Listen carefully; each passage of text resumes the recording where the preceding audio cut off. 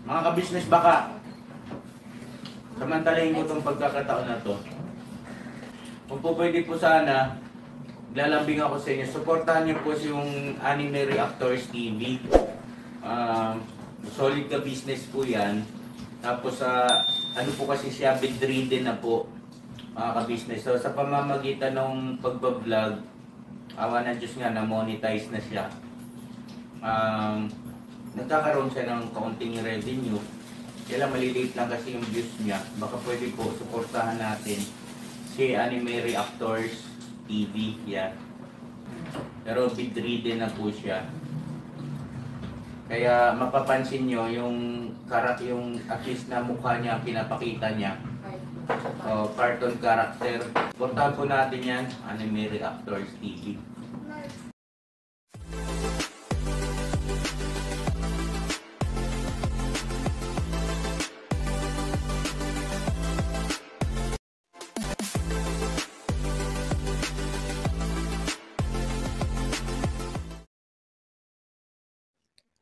Hello guys, mapagpalang araw po sa ating lahat. Narito pong muli ang inyong lingkod, Anime Reactors TV. At sa mga hindi pa po nakaka-subscribe dyan sa aking munting channel, ay baka pwede naman pong makipindot na po na subscribe button. At makilike and share na rin po ng aking mga video. At patuloy din po natin suportahan ang Mag-amang Ka-Business Official at Papa Dins TV. At ganun din po yung kanilang second YouTube channel na Ka-Business Family.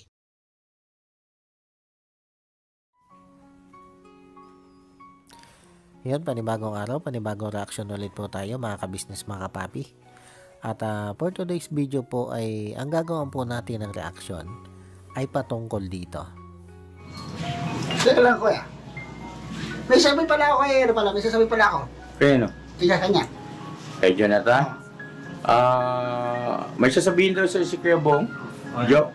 Pagdating sa pagkain, kung maarte dahil bigyan lang sa atin yan ng Panginoon, di ba? Huwag kang maarte dahil bigyan sa atin ng Panginoon yan. Di ba? Okay lang ba sa'yo? Very good. Gulat ako. Gulat ako sa'yo. Okay. Bong, ano ba yan? Siyempre, ako to po. Ano sa pagkain kami, okay na sa'yo. Kung magkano, Nagpapayo siya sa'yo, nagpapayo. pagkain din ng Diyos yan, di ba? Wow! Magandang mga tayo. Layak pa ako. Kung maarte, Well, siguro yung mga ka-business mo, birang pagkakataon ito. Yes po. Grabe. At yan nga po mga ka-business, mga kapapi. Yan yung lalamanin ng ating reaction video ngayon. Nito nga pong nakaraang araw lang ay eto nga po. Pinuntahan nito sila ka-business, ito sila Kuya Jonathan at Nanay Marita para dalhan niya po ng ayuda. At ito naman po ay ipinangako na nila ka-business na ito na yung magiging tulong nila dito kay Kuya Jonathan at Nanay Marita. Ang buwanan na dalhan nila ng ayuda para nga po may sigurado ng makakain ang mag-inang ito sa looban ng isang buwan. At kaya naman ayuda na lang ang itinutulong dito nila ka-business sa mag-inang Kuya Jonathan at Nanay Marita ay dahil alam naman po natin na bukod kay ka-business ay may iba pang tumutulong dito kay Kuya Jonathan at Nanay Marita. Ito nga po ay itong sila Kuya Renji at itong si Thinking Buddy. Kaya naman nung lumapit itong si Kuya Renji dito kay ka-business na alalayan sila sa pagtulong dito kay Kuya Jonathan ay napagpasyahan ni ka-business na yung ayuda na nga lang po ang ibibigay nilang tulong para dito kay Kuya Jonathan at Nanay Marita. Na sa gayon ay hindi na rin magkagulo yung mga supporters nitong sila ka-business at nitong sila Thinking Buddy na alam naman po natin na talagang nagbabanggaan lalo na sa mga kanya-kanyang comment section dahil nga po doon sa ginagawang pagtulong nito mga ito.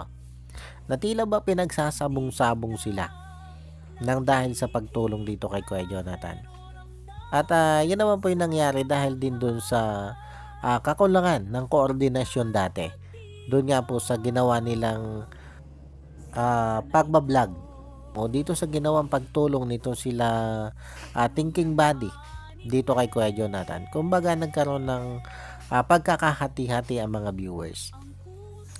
Pero sa ngayon naman po ay nagkakaunawa na ito mga vlogger na ito para nga po dito sa pag-alalay dito kay Kuya Jonathan.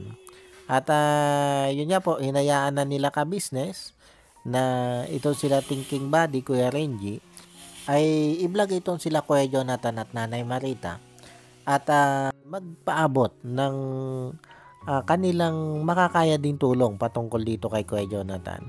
At yun nga pong upa sa bahay ay ito sila thinking body na ang may sagot dyan sa pag-uupa niyang bahay na yan.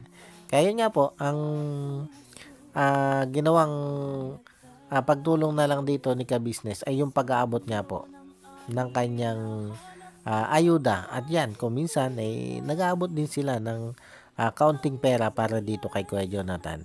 Kumbaga kung ano lang ang kanilang pwedeng ibigay o kakayaning ibigay, ay yun na lang po yung kanila ibinibigay.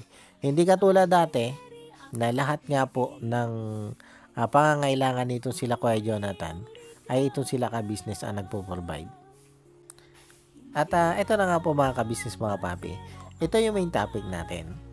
Yung ikinagulat ng buong ka-business team na ginawang pagpapayo nito si Kuya Bong para dito kay Kuya Jonathan. At kita nyo naman mga ka-business mga kapapi. Bagamat medyo matigas ang dating ng pagpapayo nito si Kuya Bong para dito kay Kuya Jonathan, ay talaga namang may laman. At masasabi natin na makahulugan ang bawat sinabi o binitawang salita nito si Kuya Bong para kay Kuya Jonathan. At sinabihan niya po ni Kuya Bong, ito si Kuya Jonathan, about dun sa pagkain. Dahil kung matatandaan natin mga ka-business mga kapapi, nung isang beses itong dinalhan nila ka-business ng ayuda, ay napuna ni Jonathan yung patungkol doon sa hindi niya nakitaan ng kape at ilang dilata doon sa ibinigay na ayuda ni ka-business. Kumbaga ang sabi niya ay kulang yung ibinigay ni ka-business. At maaaring ito yung pinagbatayan ni Kuya Bong kung bakit niya naging payo ito kay Kuya Jonathan, na huwag maging mapili sa pagkain. Dahil ang anumang pagkain na natatanggap natin ay galing sa ating Panginoon. Di ba napakagandang payo niyan mga ka-business mga papi? At sabi ko nga, ang payong niyan ay maaaring hinugot ni Kuya Bong dahil nga doon sa pagrereklamo nito si Kuya Jonathan sa kung ano lang yung natanggap niya noong siya'y dalhan dati nito sila ka-business ng ayuda. Natama naman si Kuya Bong. Kung ano man niya matanggap mong biyaya, maliit man yan o malaki, ay buong puso mong tanggapin. Huwag ka na magreklamo dahil bigay naman yan sa'yo, hindi mo naman yan binili. Kaya napakagandang payo yung binitawang yun ni Kuya Bong, na dapat marunong tayong magpasalamat, lalo na nga ito si Kuya Jonathan, sa kung ano man yung biyayang ating natatanggap. Kaya alam nyo mga ka-business mga papi, sapol na sapol dito si Kuya Jonathan. Kaya lang ang tanong, paano tatanggapin ni Kuya Jonathan ito naging pagpapayong ito ni Kuya Bong? Bagamat ngumiti yan si Kuya Jonathan, hindi natin alam kung ano yung nasa isip niyan. Alam naman natin mga ka-business mga kapapi, na ito si Kuya Jonathan minsan, mahirap itong tumanggap ng paliwanag sa kanya o ng pagpapayo sa kanya. Minsan ginagawa niya negatibo ang ginagawang pagpapayo sa kanya ng kapwa niya. Natingin niya ay nililibak siya. Natingin niya ay minamata o minamaliit siya. Kumbaga yung mga nagiging pagpapayo sa kanya ng ibang tao, minsan ay minamasama niya. Lalo na nga naging tono dito ng pagpapayo ni Kuya Bong. Nakita naman natin na medyo matigas talaga yung dating ng papayo ni Kuya Bong. Pero alam din naman natin na ganyan talagang magsalita si Kuya Bong. Ganyan talagang magpayo yan si Kuya Bong. Straight to the point at may kaunting diin. Pero kung isa sa puso mo, isa sa puso nitong si Kuya Jonathan, yung mga sinabi nyo ni Kuya Bong ay napakagaganda. Napakaganda ng sinabi nyo ni Kuya Bong. Kaya lang sabi ko nga, ay paano kaya tatanggapin ni Kuya Jonathan ang naging pagpapayong yun ni Kuya Bong? Paano kaya niya isa sa puso yun? Paano kaya niya titingnan ang naging payong yun ni Kuya Bong? Titingnan ba niya yung bilang isang positibong payo? O baka naman isang araw na naman sa vlog nung kanyang mga kaibigan vlogger katulad ni Kuya Renji at ni ating King Buddy ay may masabi na naman siyang negatibo para dito kay Kuya Bong. Sabi ko nga, kilala naman natin na ugali nito si Kuya Jonathan. Kaya hindi malayo o hindi na tayo magtataka kung ito naging pagpapayong ito sa kanya ni Kuya Bong ay maging negatibo pa rin ang dating sa kanya. Pero kung tayo syempre ang titingin, ay makikita naman natin talaga na yung ginawang pagpapayong yun ni Kuya Bong dito kay Kuya Jonathan ay talagang galing sa kanyang puso. At bukod nga dyan sa pagpapayong yan, inabutan pa ni Kuya Bong si Kuya Jonathan ng pera eh. Hindi ko lang matansya kung magkano yung inabot ni Kuya Bong, pero sigurado na nasa 100 mahigit yon. O mula sa 100 pataas. Kasi nakita ko may 100 siyang inabot eh. Hindi ko lang alam kung 100 yun o 200. Pero, kita naman natin mga kabisnes, mga kapapi, na si Kuya Bong talaga ay sa pulyan si Kuya Bong ay may pusong matulungin. Kumbaga, may napakabuting puso talaga yan si Kuya Bong. At yan na may napatunayan na natin sa ilang taong pananatili ni Kuya Bong dito kay Laka Business.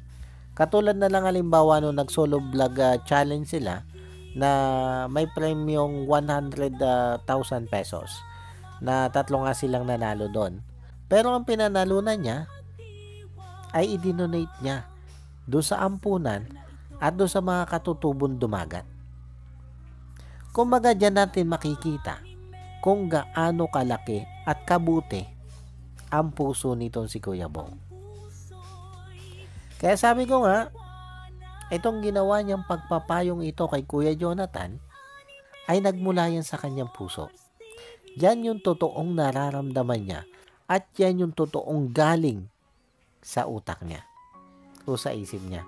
Ang nakakatuwa lang dito kay Kuya Bong, mga ka-business, mga papi, nakikita natin na ganito na siyang magpayo. Na yung mga binibitawan niyang salita ay masasabi nating may laman. At nakita nyo naman, sa naging pagpapayong ito ni Kuya Bong, ay nandun na yung ating Panginoon. Kumbaga, isinasama na niya sa pagpapayo niya yung salita ng ating Panginoon. Ibig sabihin lang, ay unti-unti na talaga niyang nakikilala ang ating Panginoon. Yun yung maganda dito kay Kuya Bong. Kumbaga, yung nagiging pagbabago niya na ngayon, ay kasama na niya sa kanyang puso ang ating Panginoon. Kaya Kuya Bong, saludo ako sa iyo. Saludo ako sa ginawa mong yan. At sana nga ay magtuloy-tuloy na yan. Sana nga ay biguin mo yung sinasabi ng ilang basher na sa una lang yan. Sa una lang yan si Bong ganyan.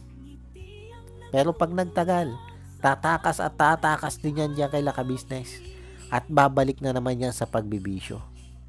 Sana Kuya Bong, biguin mo yung sinasabing yan ng mga basher. Sana mapatunayan mo na talagang tuloy-tuloy na yung pagbabago mo. At hindi mo na ulit babalikan yung bisyong nagpapasama sa'yo. Sana mapatunayan mo na yan, Kuya Bong. Sana mapatunayan mo doon sa mga viewers ni Ka-Business na ito ka na. Handa ka na talaga magbago. na tuloy-tuloy na talaga yung gagawin mong pagbabago. Sana Kuya Bong, sana hindi mo biguin sila ka-business. At maging kami mga taga-suporta mo. Kaming mga nagmamahal sa'yo. Sana hindi mo kami biguin. Basta panatilihin mo lang yung pagtupad dyan sa napagkasunduan nyo ni ka-business. Dyan sa naging permahan nyo ni ka-business na ginawa nyo ng kasunduan.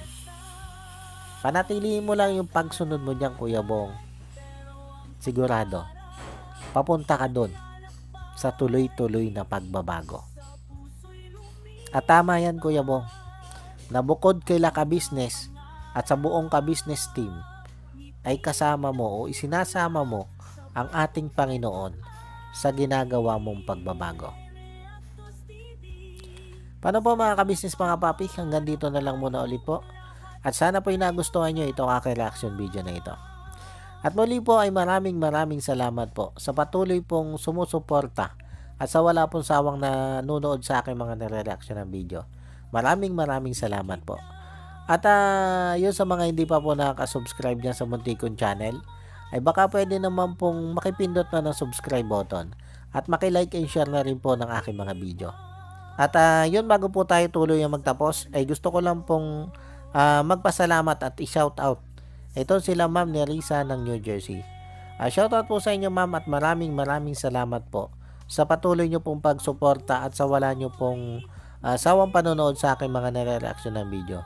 Maraming salamat po Ma'am. At ganoon din po dito kay Ma'am Elena Capillo. Shoutout po sa inyo Ma'am at maraming salamat din po sa patuloy nyo pong pagsuporta at sa wala nyo din pong sawang panonood sa aking mga nare-reaction ng video. Maraming salamat po Ma'am. At ganoon din po dito kay Ma'am Erlinda Official Vlog.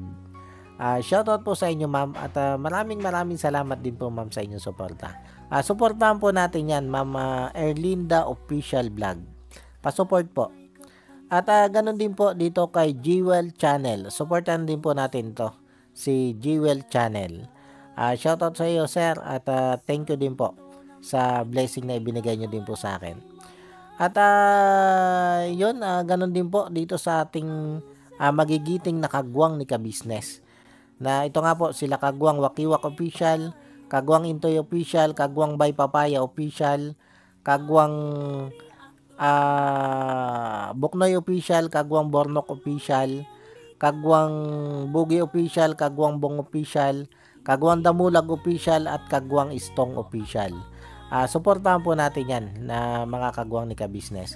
At syempre ganoon din po ang aking mga kasamang reaktor na sila Taong Gala, Kalingap Turak, Katangay PLC, Ma'am Claire's Channel, MK Inday Okray TV, Analisa Reality Vlog, Alminda Mix Vlog at Joyce 27 TV. Shoutout po sa inyo at maraming salamat po. And God bless po sa inyong lahat. Anime Reactors, shoutout po. Suportahan natin yan si Anime Reactors TV. Yan, pakisupport po natin. Siya po ay isang bedridden na mga ka-business. Check nyo po yung kanyang YouTube channel, Anime Reactors TV. Siya po isang bedridden na, ayan, kahit papano nakakagawa-gawa siya ng mga reaction video patungkol sa ka-business official. Suportahan po natin para kahit papano magkaroon siya ng revenue. May magamit siya sa pambili-bili man lang ng gamot, ano po mga ka-business.